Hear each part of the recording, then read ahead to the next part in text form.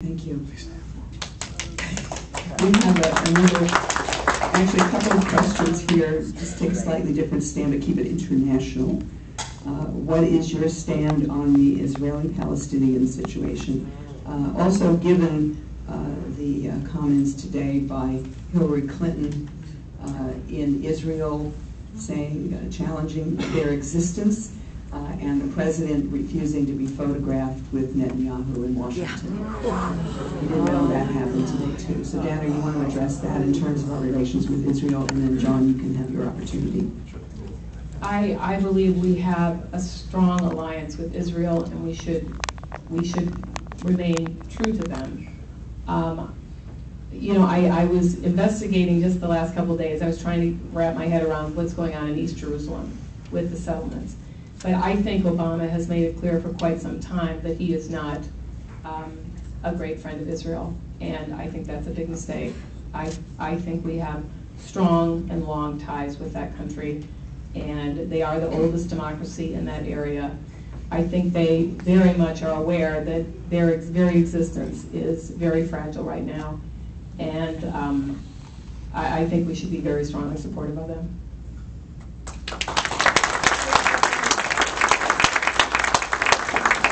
John, would you address that issue, please? Sure, and I would agree that we need to do everything that we can to resolve that matter and create some peace in that part of the world. It's a terrible thing, and none of us should want anything other than the long-lasting peace and prosperity for the state of Israel and for the people in Palestine. It's an unfortunate situation. What would you do? Regarding? Can you be specific? I would continue the peace process. Yeah.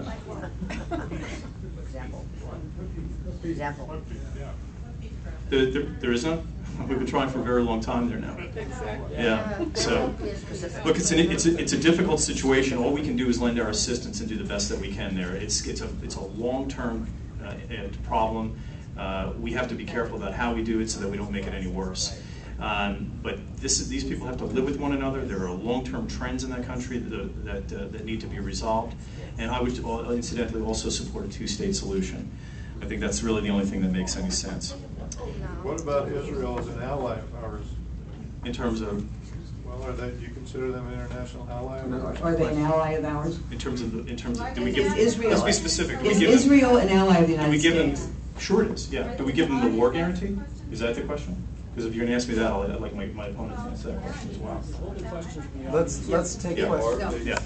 No, I sense some dissatisfaction with the answer, so I do want to respond and give you the clearest thing, because I'm trying to evade questions.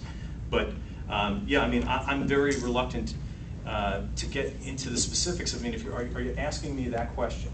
Should we give them the war guarantee? All right, you brought it up. Should we give them the war guarantee? No. What does that mean specifically? We should not give anybody the war guarantee. What does that mean? Because America first is what is the war guarantee? The war guarantee means that if they are attacked, that we automatically attack, just as Chamberlain gave the war guarantee to Poland in 1939. I shouldn't get in the middle of that.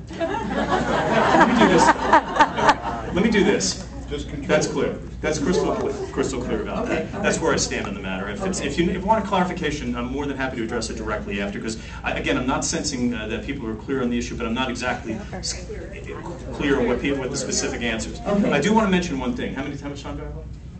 I think we I want to mention one thing. Just mention one thing and then Dan, you can respond.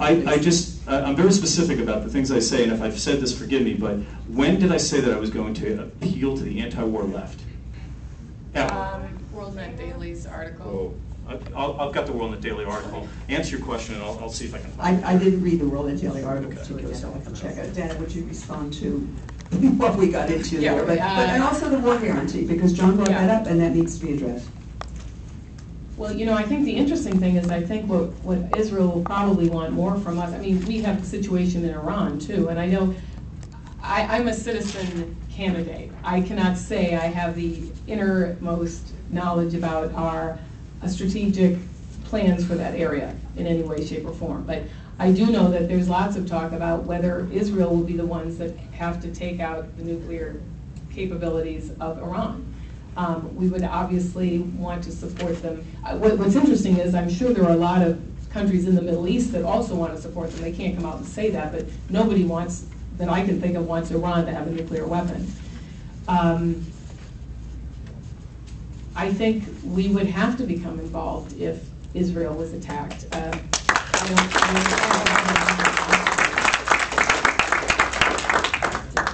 And it kind of goes back to thinking that we can be friendly with oil-producing nations. I just think the apology tour kind of proved that that wasn't going to happen. So it's just a matter of being realistic about things. So I'm sorry I can't be more clear about that because I don't know a lot of the specifics, but I do know that there has been much talk in